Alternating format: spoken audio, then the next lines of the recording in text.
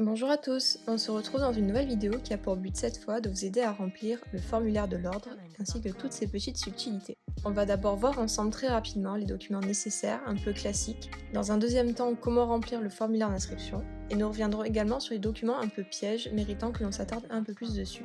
Vous pourrez retrouver la liste des documents ainsi que le formulaire à remplir directement sur le site de l'ordre si vous souhaitez revérifier par vous-même. Pour commencer, vous aurez donc à joindre à votre dossier une photo d'identité format passeport. Il faut la coller ou l'agrafer sur le formulaire qui sera à remplir ensuite et que nous verrons plus tard.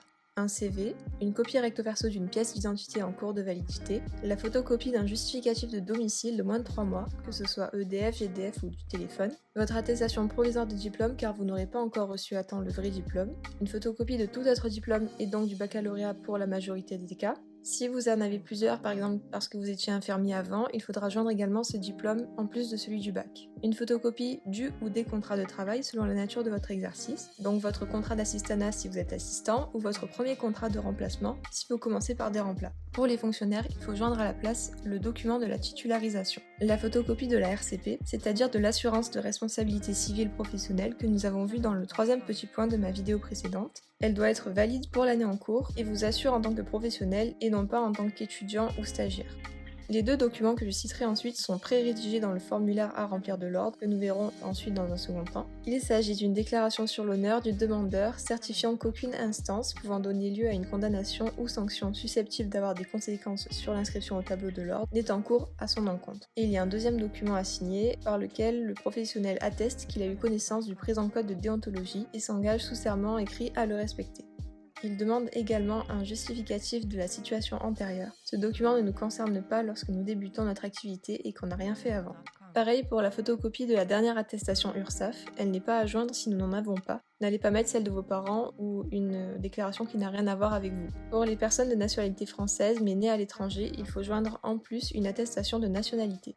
Enfin, pour les ressortissants d'un pays étranger seulement, il faudra joindre en plus un certificat de radiation d'inscription ou d'enregistrement délivré par l'autorité compétente dans un État membre de la Communauté européenne ou partie de l'accord sur l'espace économique européen. Je sais pas ce que c'est, mais bon voilà. Et un extrait de casier judiciaire ou document équivalent datant de moins de 3 mois.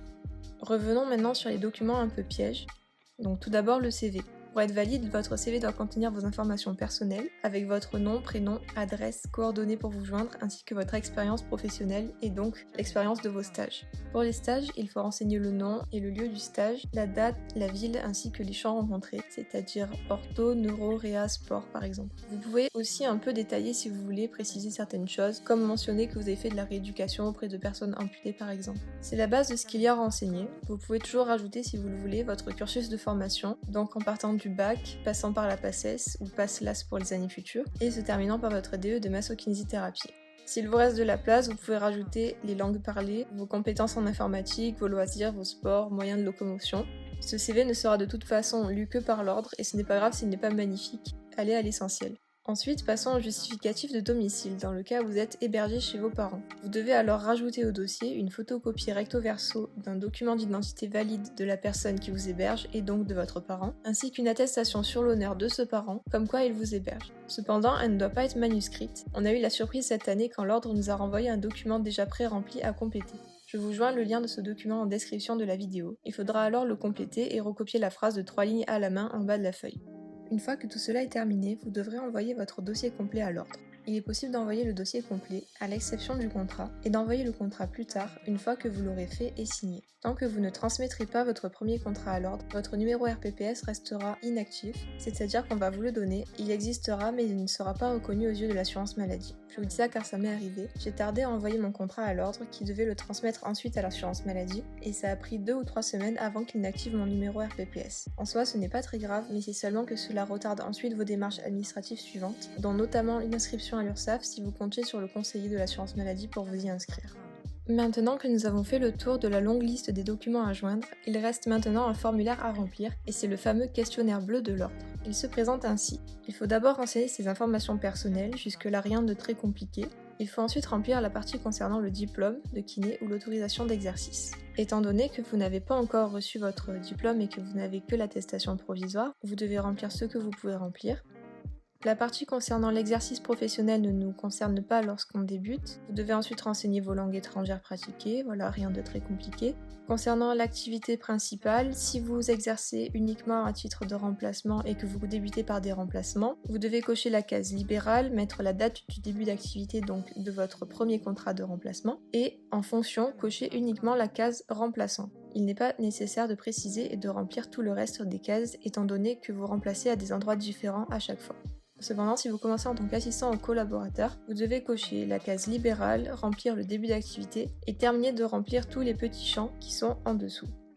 Le formulaire se termine par la déclaration, donc la fameuse déclaration qu'on a vue au début de la vidéo. Vous devez compléter les trous et signer, et voilà.